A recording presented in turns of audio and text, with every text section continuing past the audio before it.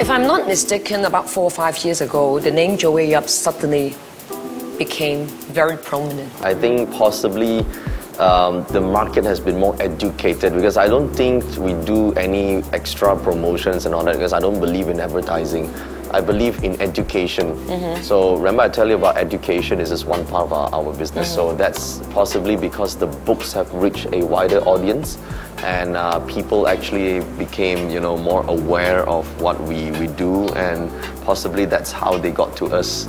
And that's why they attend our seminars and all that. How about the different opinions by different, I would say, master/practitioners? There are lots of different practitioners because there are a lot of different books out there.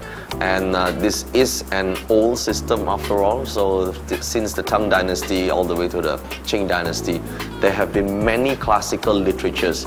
And these literatures were written from different parts of China in the ancient days.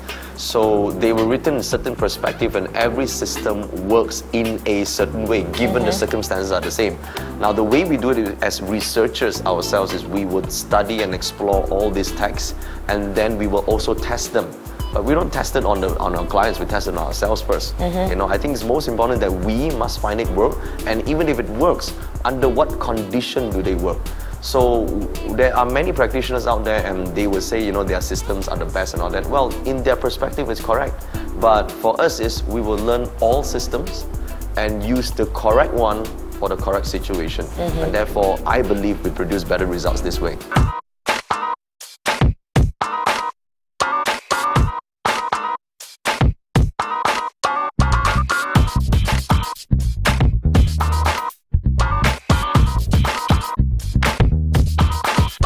Did you see yourself as who you are today 14 years ago? Not exactly, but I think I should be doing better.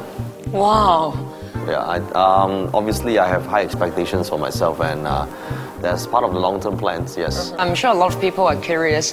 Feng Shui industry in Hong Kong is really happening. Yeah. And you know Chinese, you know English, but why don't we see you in Hong Kong? It's a matter of perception, and I don't quite agree with the perception that the industry in Hong Kong has, you know, it's the current state. But if I do enter that industry there, I would enter in a different perspective. And more like a consultant, less like a superstar, you know.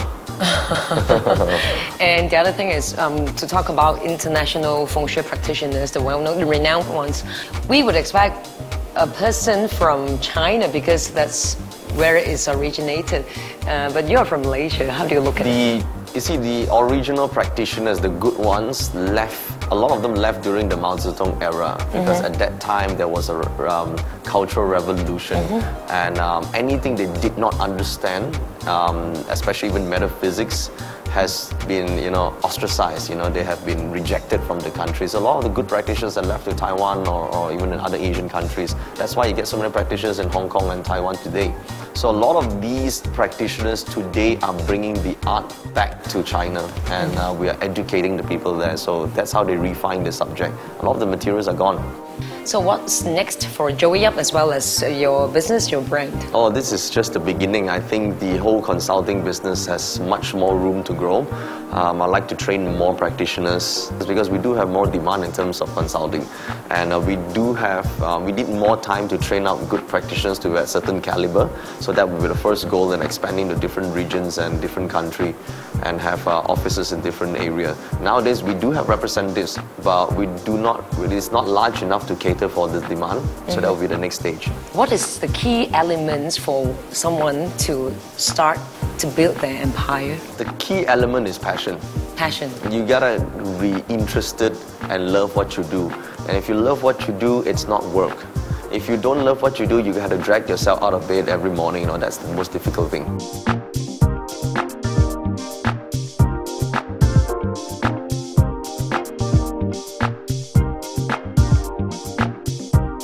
We all know that you are a workaholic, you spend 100% of your time on your work, on your business.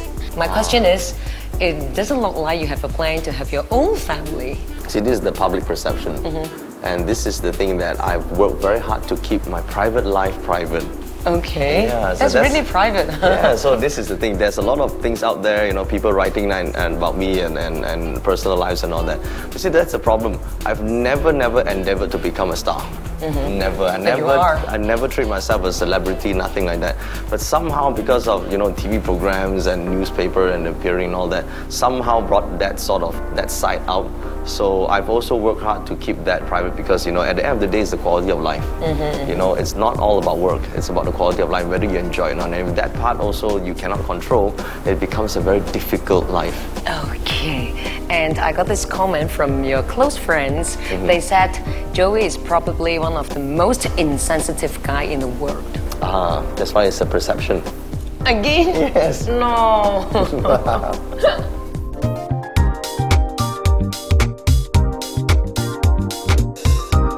I think the most important thing that we should know is to know ourselves. It starts from your own identity. And if you know what we are capable of doing, we can then add value to other people's life. People always in life are takers.